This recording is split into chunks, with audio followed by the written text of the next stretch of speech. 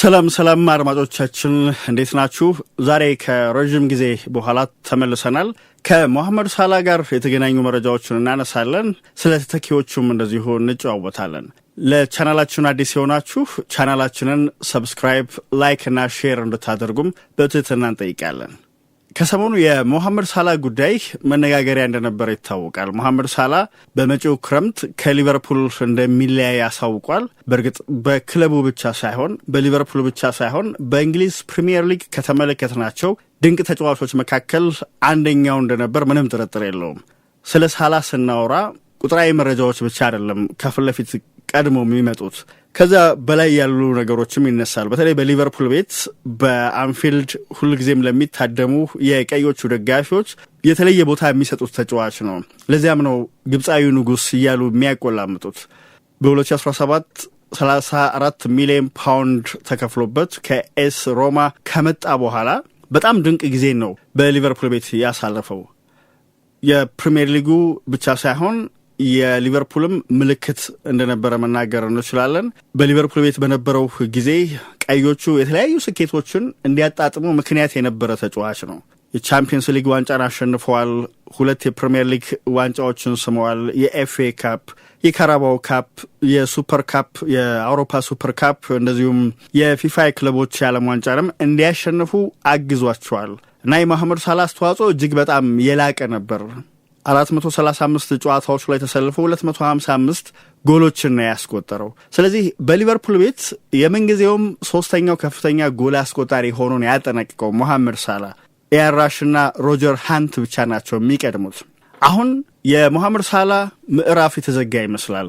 በመጪው ክረምት ይጠናቀቃል። ስለዚህ ቀጥሎ የሚመጣው ሐሳብ ባለፉት ዓመታት እጅግ ተጽዕኖ ፈጣሪ የነበረው ተጫዋች ከክለቡ ሲለያይ እሱ ጥሎት የሚሄደውን ክፍተት ማን ይደፍነዋል የሚለው ነው መነጋገሪያ የሚሆነው። ከዚህ በኋላ እስከ ውድድር ዘመኑ መጨረሻ ድረስ ሊቨርፑል ሜዳ ላይ የሚያስመዘግባቸው ውጤቶች እንዳሉ ሆነው ነገር ግን የቤት ስራ ደግሞ የሚሆንባቸው ለክለቡ የስራ ኃላፊዎች ይህንን የ33 ዓመት ግብፃዊ እንዴት እንተካው የሚል ነው። እንደ ሞሐመድ ሳላ አይነት ተጫዋችን መተካት ሁልጊዜም ቢሆን ፈታኝ እንደሆነ ምንም ጥርጥር የለውም። ምክንያቱም ትልቅ ተጽዕኖ ያሳረፈ ተጫዋች ነው በክለቡ ታሪክ። እርግጥ ነው አምና በክረምቱ የዝውውር መስኮት ሊቨርፑል ትልልቅ ዝውውሮችን ፈጽሟል። እንደና አሌክዛንደር ኢዛክ፣ ኡጎ ኤኪቲኬ፣ ፍሎሪያን ቪርስን የመሳሰሉ ተጫዋቾችን አምጥቷል። በድምሩ 450 ሚሊዮን ፓውንድ ገደማ ነው ለዝውውር ያወጣው ሊቨርፑል ባለፈው ክረምት። አሁን ግን የሞሐመድ ሳላን መልቀቅ ተከትሎ በሊቨርፑል ቤት ውስጥ ብዙ ክፍተቶች ይኖራሉ። የውድድር ዘመኑንም ሲጀምሩ የመስመር ተጫዋች እጥረት ነበረባቸው። ይህን የውድድር ዘመን ሲጀምሩ አሁን ደግሞ የእሱ መልቀቅ ሲታከልበት ቢያንስ 2 የመስመር አጥቂዎችን ለማስፈረም ይገደዳሉና የሞሐመድ ሳላን አይነት ግልጋሎት ለሊቨርፑል ሊያስገኝ የሚችል ትልቅ ብቃት ያለው አቅም ያለው በቀጣዮቹ ዓመታት በላቀ ብቃት ሊጫወት የሚችል ተጫዋች ማግኘት ከባድ ነው። ግን እንደዚያም ሆኖ የተወሰኑ እጩዎችን እየሰማን ነው። በሱ ቦታ ቢሰለፉ ሊቨርፑል ተሳክቶለት ቢያስፈርማቸው ቀዮቹን ይጠቅማሉ ተብለው ስማቸው እየተነሳ ያለ ተጫዋቾች ከነዚያ መካከል በግንባር ቀደምነት እየተጠቀሰ የሚገኘው የባየር ሙኒኩ የመስመር ተጫዋች ማይክል ኦሊሴ ነው።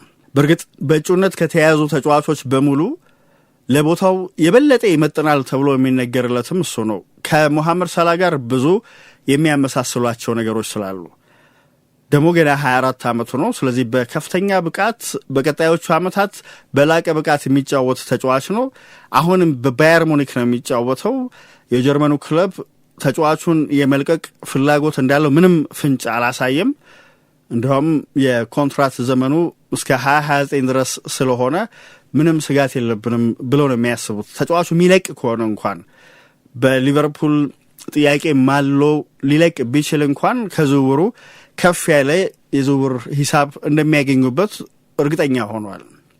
የግራ እግር ተጫዋች ሆኖ በቀይ መስመር ተሰልፈው የላቀ ብቃት ከሚያሳዩ ጥቂት የመስመር ተጫዋቾች መካከል አንደኛው ነው። አሁን በአውሮፓ 5 ታላላቅ ሊጎች ከሚገኙት መካከል እንደውም በዚህ ውድድር ዘመን ከተመለከትን ቁጥሮች ራሱ የሚገኝበትን ወቅታዊ ብቃት በደንብ ነው የሚመሰክሩት። 17 ጎል የሆኑ ኳሶችን አመቻችቶ አቀብሏል። ዘንድሮ በአውሮፓ ቀዳሚዎቹ ሊጎች በቀዳሚነት የሚያስቀምጠው ነው። ከዚህ በተጨማሪ ደግሞ ጥሩ ጎሎችንም ሲያስቆጥር ተመልክተናል። ፈጣን ነው፣ ጉልበቱ በጣም አስገራሚ ነው።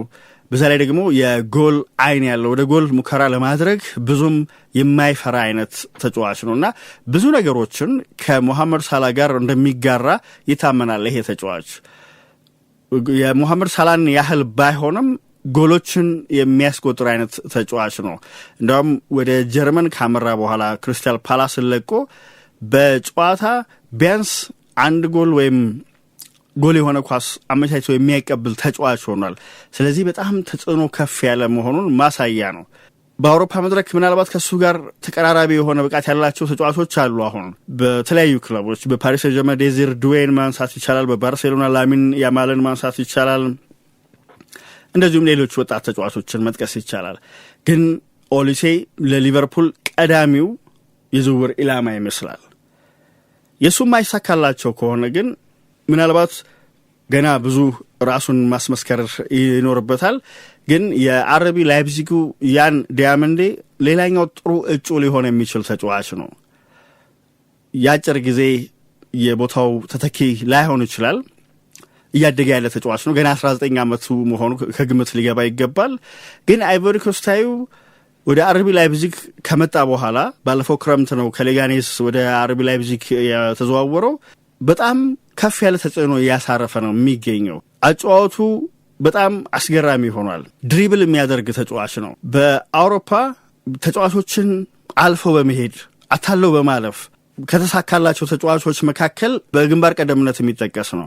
የኦሳሱናውን ቪክቶር ሙኞዝ ማንሳት እንችላለን። የሪያል ማድሪዱን ቪኒሲየስ ጁኒየር፣ እንደዚሁም የባርሴሎናውን ላሚን ያማል ልንጠቅስ እንችላለን። ከነሱ በመቀጠል ተጫዋቾችን በአንድ ለአንድ ግንኙነት እያለፈ በመሄድ የተሳካ ጊዜ እያሳለፈ የሚገኘው ተጫዋች በዚህ ወቅት በአውሮፓ እግር ኳስ ዲያመንዴ ነው ማለት ይቻላል እና ይሄን ወጣት ማግኘት ቢችሉ በጣም የሚጠቀሙ ነው የሚመስለው። በዛ ላይ ደግሞ በጣም ፈጣን ነው። በቡንደስሊጋ በዚህ የውድድር ዘመን 3 ፈጣን ሰዓት ካስመዘገቡ ተጫዋቾች መካከል አንደኛው ነው። በሰዓት 36.3 ኪሎ ሜትር በሚሆን ፍጥነት ያፈተለከበት ጊዜ እንደነበር ልብ ማለት ያስፈልጋል። የሱ ብቸኛው ነገር የዲያመንዴ ገና ያልተገራ ተሞርዶ ያላለቀ ተጫዋች መሆኑ ነው። ያው የ19 ዓመት ተጫዋች ስለሆነ እንደዚህ ቢሆን ብዙም አያስገርምም። እስካሁን ድረስ ግን ባለው ተሳትፎ ወደ ጀርመኑ ክለብ ከመጣ በኋላ 10 ጎሎች አስቆጥሯል። 6 ጎል የሆኑ ኳሶችን አመቻችቶ አቀብሏልና ልክ አምና ሊቨርፑል አንቷን ሴሜኒዮን ለመውሰድ ፍላጎት አሳይቶ እንደነበረ እናስታውሳለን። ከሱ ጋር የሆነ ተቀራራቢ የሆነ አጫዋት ያለው ተጫዋች ስለሆነ ቢያገኘው በጣም የሚጠቀምበት ይሆናል። ግን ሌሎች ተጨማሪ የሚነሱ ስሞችም አሉ። ምናልባት ሚሳካለት ከሆነ ሊቨርፑል ቢያገኛቸው ይጠቀማል ተብሎ የሚታመን ያንኩቡ ሚንቴ አንደኛው ነው። የብራይተኑ ተጫዋች በብራይተን ጥሩ ጊዜን እያሳለፈ ነው የሚገኘው። ከዚህ ቀደም ከአርነ ስሎት ጋር አብሮ የመስራት እድል ነበረው። አርነ ስሎት በሆላንድ ያሉ በፌኖርድ ቤት በመጨረሻ የውድድር ዘመን ቆይታቸው እሱ በውሰት ከኒውካስል በመጣ ጊዜ አብረው መስራት ችለዋል። ስለዚህ በደንብ ይተዋወቃሉ ማለት ይቻላል። እንዲያውም በዚያ የውድድር ዘመን 37 ጨዋታዎች ላይ ተሰልፎ 10 ጎሎችን አስቆጥሮ 5 ጎል የሆኑ ኳሶችን አመቻችቶ አቀብሎ ነበር። ወደ ኒውካስል ወደ ብራይተን ደግሞ ከተዘዋወረ በኋላ በጣም ተጽዕኖ ፈጣሪ መሆኑን አሳይቷል። በቅርቡ እንኳን ከሊቨርፑል ጋር ባደረጉት ጨዋታ ሊቨርፑልን ከፈተኑ ተጫዋቾች መካከል አንደኛው ነበር፣ ብራይተን ሊቨርፑልን በአሜክስ ሲያሸንፍ። ስለዚህ እሱንም እንደ አንድ አማራጭ ሊመለከቱት ይችላሉ። ሌሎች ተጫዋቾችም እንደዚሁ አብረው ይጠቀሳሉ። አሁን ለምሳሌ የሊዮኑን ማሊክ ፎፋና ልናነሳ እንችላለን። በርካታ ክለቦች ናቸው ይህን ተጫዋች እንደሚፈልጉት ሲነገር የነበረው። አምና በክረምት የዝውውር መስኮት ቸልሲ እና ኤቨርተን ጥያቄ ካቀረቡት ክለቦች መካከል ነበር። ነገር ግን የ20 ዓመቱ ተጫዋች በዚያ መቆየትን ነው የመረጠ የነበረውና ዘንድሮም በዚያው ብቃቱ እየተጓዘ ነው የሚገኘው። እንዲያውም የተወሰኑ መሻሻሎችን አሳይቷል ማለት ይቻላል። ሌላኛው አማራጭ የቦርነመዙ ራያን ነው። ወጣት ነው ራያን። ብራዚላዊው ግን ትልቅ ተስፋ እንዳለው በደንብ አሳይቷል። በእርግጥ የእግር ኳስ ተጫዋችነት ዘመኑ ጅማሬ ላይ ጀምሮ ነው ተጽዕኖ መፍጠር የሚችል አይነት ተጫዋች እንደሆነ ምልክት የሰጠው። ለቫስኮ ደጋማ የመጀመሪያ ጨዋታውን ሲያደርግ 16 ዓመት ከ169 ቀን ዕድሜ ነበረው እና በጣም ተስፋ ተጥሎበት ነበር በዚያ ወቅት። አሁን ወደ ቦርነመዝ ከመጣ በኋላ ደግሞ በደንብ ያንን በተደጋጋሚ እያሳየ ነው። 1 ሜትር ከ88 ሴንቲሜትር የሚረዝም ተጫዋች ነው። የአየር ላይ ኳስ አጠቃቀም ጥሩ ነው። በእግሩ ግን ብዙ ነገር መስራት የሚችል ቴክኒካሊ በጣም ጥሩ የሆነ ተጫዋች ነውና ለሊቨርፑል አማራጭ ሆኖ ሊቀርብ እንደሚችል ይታመናል። እነዚህ ምናልባት በቀጣዮቹ ጊዜያቶች መሐመድ ሳላህን ለመተካት ሊቨርፑል ሊያዘዋውራቸው ይችላል ተብሎ ስማቸው ከሚጠቀሱ ተጫዋቾች መካከል እንደሚሆኑ